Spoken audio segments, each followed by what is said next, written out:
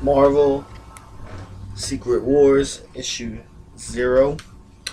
And I do have issue 1 and 2. So I'm picking up. It's going to be a series from 1 through 8. So it's going to be, I think it's 8 parts. Let me check. Yeah, 1 of 8.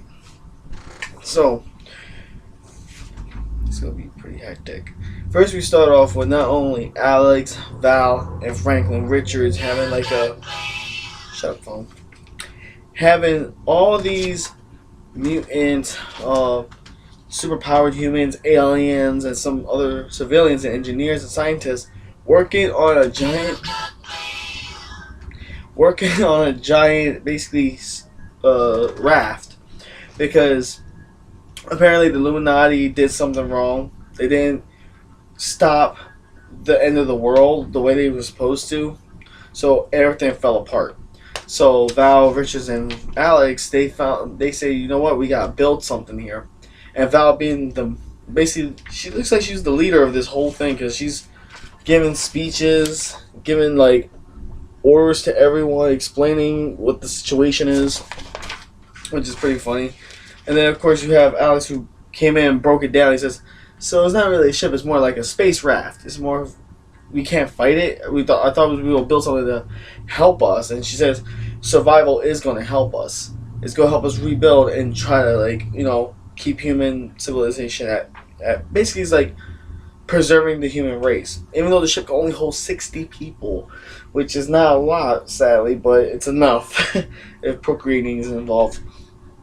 And Franklin is trying to explain to Alex that he doesn't understand that they're trying real hard to try to save as many people. It's just, it's not going the way it is, and you can tell Franklin is feeling it, because unlike his brothers and sister, he's the only one that, I swear he was like a godlike character. Why don't he just say no?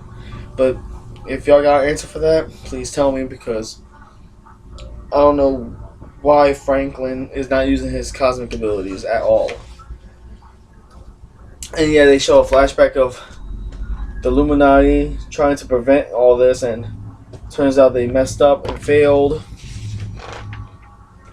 They get into an argument because, well, you already know the Illuminati. They agreed with each other. They never really agreed with each other. And if something basically worked, open arms. Nice work, buddy. Nice work. But when things fell apart, you did it. No, you did it. No, you did it. They're like a bunch of freaking kids in the playground. And that argument basically caused them a lot. And they wound up getting it in with Thanos, and then, like, mini war broke out, and a lot of shit was going on at this time.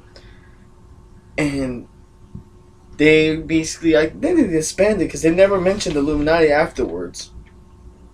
Yeah, I think they did disband it. But then 4 days prior, they passed 4 days, and they're actually done the ship, which they completed it. It's going to carry 60 people, max, and the engineers, and etc. And it turns out, her prediction was right, but the problem with her prediction was she thought two Earths are going to collide, and then it's going to collide with them. But it turns out, it looks like they're working together to strike at them, which is really flipping weird, because, like, why are you going to collide? And the weird part is, they not only have to fight their way through it, but please take a look at this panel. Now, I know there's issues here. I know most of you are probably ready. For those who didn't pick it up, because either you felt iffy about it or you like DC Comics more, you check this out. It looks pretty good, promising. Yeah, Iron Man's there. I'm not sure who's retreating or leading the charge. It's one of the two. But a lot of hectic stuff is going to happen. And they say basically we got to fight our way through it. There's no other option. And that's the way it ends. And then you got the Attack on Titans thing, which Spider-Man, Iron Man, basically the Avengers are kicking the Titans' ass, which is really weird, because I swear Titans had like really, really dense skin that only you could cut them in the back of the neck somewhere.